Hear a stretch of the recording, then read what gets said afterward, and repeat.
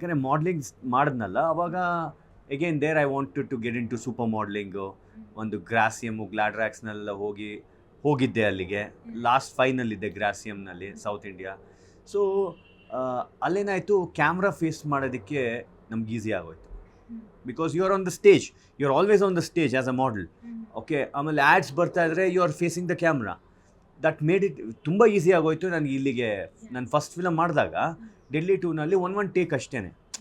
I was like, ಅವರು ಹಂಗೇ ಹೇಳ್ಬಿಡ್ತಾರೆ, ನಿಮ್ಮ ಬಂದಪ್ಪ ನಿಮ್ಮ ಒನ್ ಟೇಕ್ ಆರ್ಟಿಸ್ಟು. ಇದ್ದಿದ್ದೇ ಒಂದು 3 ಸೀನ್ ಏನೋ ನಾನು. So it used to be with one shot ಆಗ್ತಾಯಿತ್ತು. ಈವನ್ ಕೆಂಪೇಗೌಡ ಮಾಡ್ಬೇಕಾದ್ರೂ ಅಷ್ಟೇ. I still remember my first shot. ಮಾಡ್ಬೇಕಾದ್ರೆ ಇವರು ನಮ್ಮ ಶಂಕರೇಗೌಡ ಇಸ್ ದ ಪ್ರೊಡ್ಯೂಸರು. ಅವರು ಸುದೀಪ್ ಸರ್ಗೆ ಏನು ಗುರು ಇವ್ನು ಹಾಕ್ಕೊಂಡಿದ್ಯಾ, ಅವನು ಡೈಲಾಗ್ ಏನಾರು ಇವಾಗ ಸೈಕಲ್ ಹೊಡೆದ್ರೆ ಹೆಂಗೆ ಅಂತ. ಸುದೀಪ್ ಸರು ಒನ್ ಟೇಕ್ ಮಾಡ್ತಾನೆ, 10,000 ರೂಪಾಯಿ ಬೆಟ್ಟ. ಒನ್ ಟೇಕ್, ನನ್ನ ಮರ್ಯಾದೆ ಉಳ್ತು.